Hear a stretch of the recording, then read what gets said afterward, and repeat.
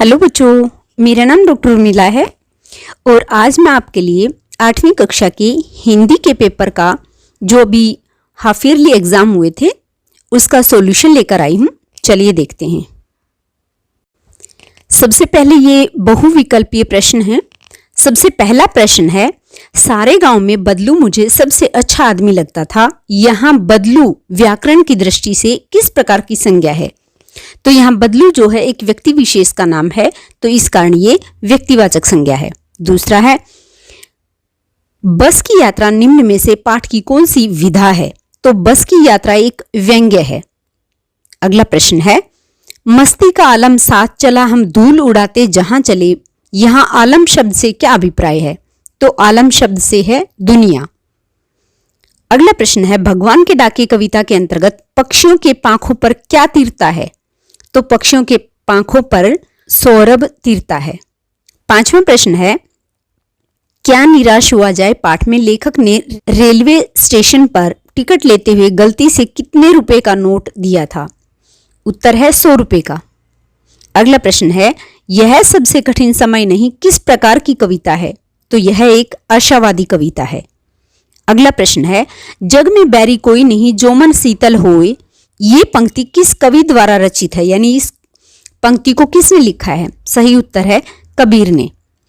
अगला प्रश्न है, सिंधु घाटी की सभ्यता कितने हजार वर्ष पुरानी है? तो सही उत्तर है 5000 वर्ष पुरानी। अगला प्रश्न है, आए बनकर उल्लास अभी। यहाँ उल्लास शब्द का सही अर्थ क्या है? तो उल्लास शब्द का सही अर्थ है प्रसन्नता। अगला प्रश्न है, किस सिख गुरु के जन्मोत्सव पर गुरु पर्व बड़ी श्रद्धा और उत्साह के साथ मनाया जाता है? उत्तर है गुरु नानक देव जी। आगे जो है वस्तुनिष्ठ प्रश्न है। पहला प्रश्न है, बस की रफ्तार डैश मील हो गई। तो सही उत्तर है 15-20 मील हो गई। अगला प्रश्न है, मेरे मन डैश होने की जरूरत नहीं। तो यहाँ क्या आएगा? निराश होने की जरूरत नहीं।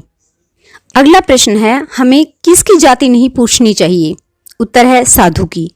अगला प्रश्न है, कबीर के दोहों को क्या कहा है? उत्तर है साखी। अगला प्रश्न है, मूल है धर्म का दया। इनको व्यवस्थित क्रम में लिखना है। तो इसका सही क्रम क्या होगा? पहले कर्ता, फिर कर्म और फिर क्रिया। तो दया धर्म का मूल है। अगला प्रश्न है, लेखक बदलू को गांव में सबसे अधिक क्यों पसंद करता था? उत्तर है, लेखक सारे गांव में बदलू को सबसे अधिक पसंद करता था क्योंकि बदलू उसे लाख की बनी रंग बिरंगी सुंदर सुंदर गोलियां देता था। ये गोलियां इतनी सुंदर थी कि हर बच्चे को अपनी ओर आकृष्ट कर लेती थी। इसलिए लेखक जो है वो बदलू को सबसे अधिक पसंद करता था। अगला प्रश्न है, कबीर घास की निंदा करने से क्यों मना करते हैं? उत्तर है, कबीर घास की निंदा करने से इसलिए मना करते हैं कि घास कोई कमजोर या व्यर्थ की वस्तु नहीं है। जब घास का एक छोटा सा तिनका आंख में पड़ जाता है तो वह अत्यधिक कष्ट देता है। इसलिए हमें किसी को कमजोर समझकर उसकी निंदा नहीं करनी चाहिए।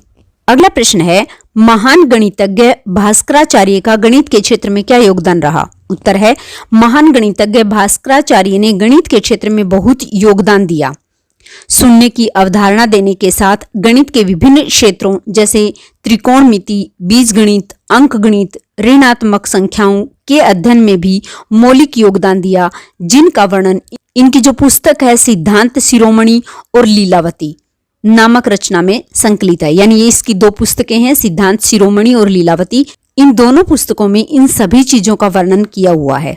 अगला प्रश्न है, लेखक हर पेड़ को अपना दुश्मन क्यों समझ रहा था? उत्तर है, लेखक हर पेड़ को अपना दुश्मन इसलिए समझ रहा था क्योंकि बस जर्जर अवस्था में थी। उसका पुर्जा पुर्जा हिल रहा था, उसका स्टीयरिंग कहीं भी टूट सकता था, ब्रेक फेल हो सकते थे, जिस कारण हर समय डर लगा रहता था। यही कारण है कि लेखक को पेड़ भी दुश्मन प्रतीत हो रहे थे। अगला प्रश्न है, कवि ने अपने आने को उल्लास और जाने को आंसू बनकर बह जाना क्यों कहा है? उत्तर है, कवि ने अपने आने को उल्लास इसलिए कहा है क्योंकि वह जहां भी जाता है वहां सब प्रसन्न हो जाते हैं, सबके जीवन में खुशियां छा जाती हैं, उल्लास छा जाता है। लेकिन जब वह उस स्थान को छोड़कर जाता है तब वहां के लोग दुखी हो जाते हैं और विदाई के क्षणों में उसकी आंखों से आंसू बह निकलते हैं। अगला प्रश्न है, मशीनी युग से बदलू के जीवन में क्या बदलाव आया? उत्तर है, मशीनी युग से बदलू के जीवन में अनेक बदलाव आए। उसका मनिहार का काम बंद हो गया, यानी वह बेरोजगार हो गया।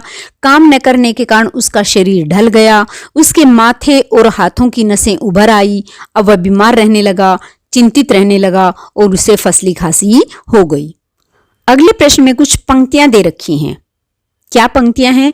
नहीं, यह सबसे कठिन समय नहीं, अभी भी दबा है चिड़िया की चोंच में तिनका, वह उड़ने की तैयारी में है, अभी भी झरती हुई पत्ती थामने को बैठा है एक हाथ।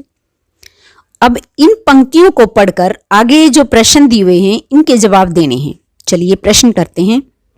पहला प्रश्न है, यह पद्यांश किस कविता के अंतर्गत है? तो ये कविता कौन सी है? यह सबसे कठिन समय नहीं।